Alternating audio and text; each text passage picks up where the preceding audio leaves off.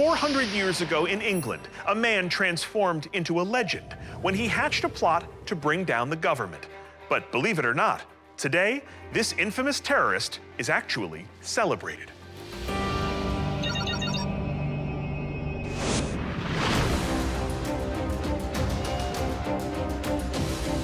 Ladies and gentlemen, get ready, because when the sun goes down over the town of Lewes, England, it's time for Guy Fawkes Night. Wait, you've never heard of Guy Fawkes Night? Bonfire Night? No? Okay, well, here's what you can expect. There are these guys, bonfires, torches, about 60,000 spectators,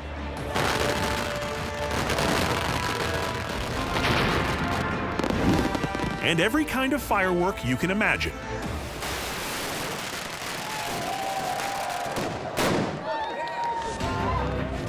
There are also effigies of Guy Fawkes, the namesake of Lewes' annual descent into pyromania.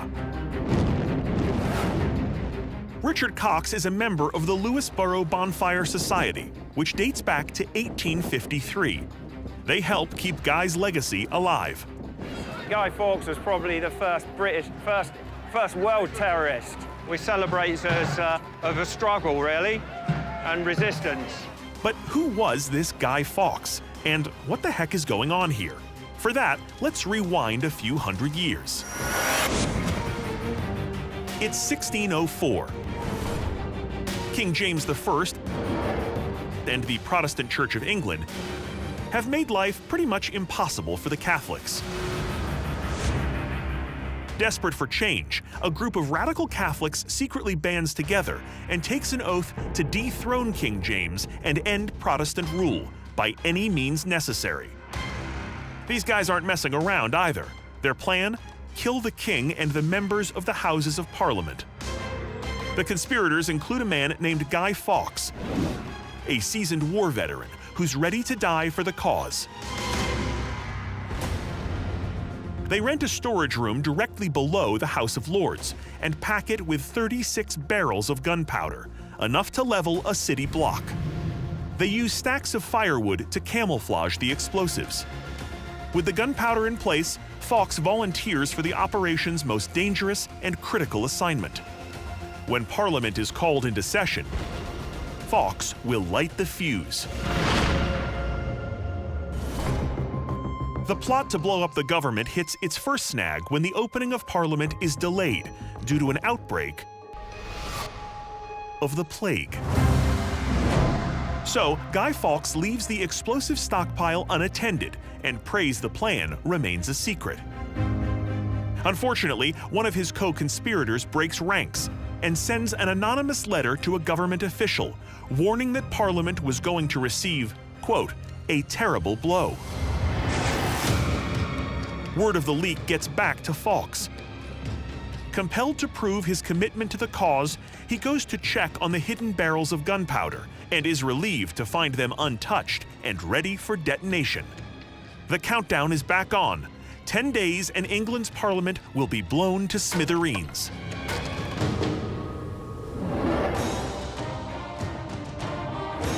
Back in present-day Lewes, nothing is sacred. Effigies of England's top government officials, celebrities, and world leaders are paraded through town on a march that ends in a sea of flames. It's a fiery ending reminiscent of Guy Fawkes' plans for November 5th, 1605. The day before the opening session of Parliament, news of the imminent threat reaches King James, and he orders a full search of the area. Within hours, his men find Guy Fawkes in the room directly below the House of Lords.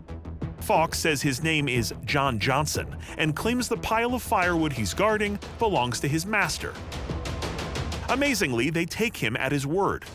Fawkes manages to evade capture and is now poised to send England into chaos and perhaps even change the future of government forever. It's just before midnight on November 4th, 1605, and Guy Fawkes is just hours away from igniting a stockpile of gunpowder intended to wreak havoc on England's oppressive Protestant government. But King James orders his soldiers to return to the basement and once again question the man guarding the store of firewood. Fawkes is still at his post. They take a closer look at the woodpile and make a shocking discovery: the hidden barrels of gunpowder.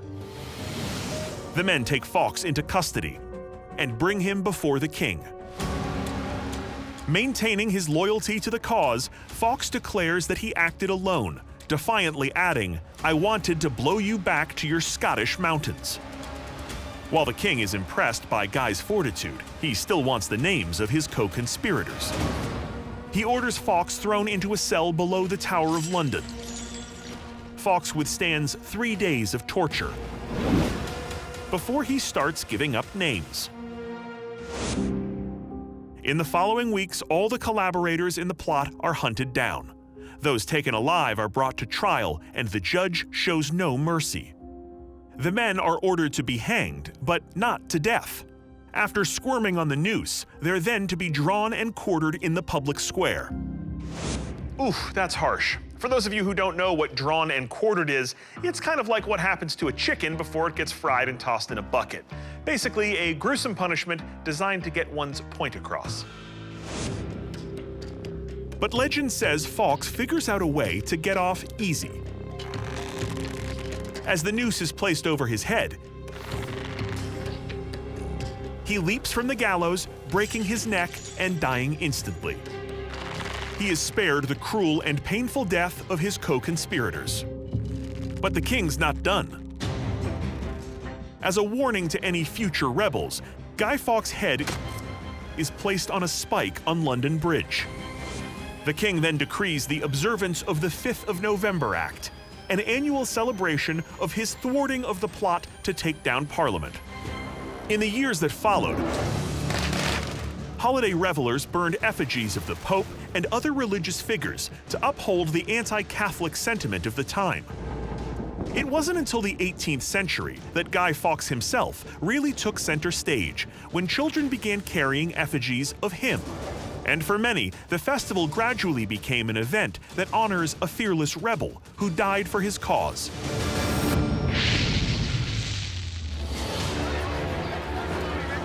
Everyone loves a good villain. Maybe that is the irony of it.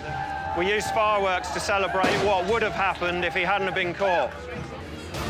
So while he didn't actually manage to bring down his government, the legend of Guy Fawkes lives on. A mask resembling his image has become the literal face of free speech, used as the symbol for web vigilantes, Anonymous, and in the film V for Vendetta.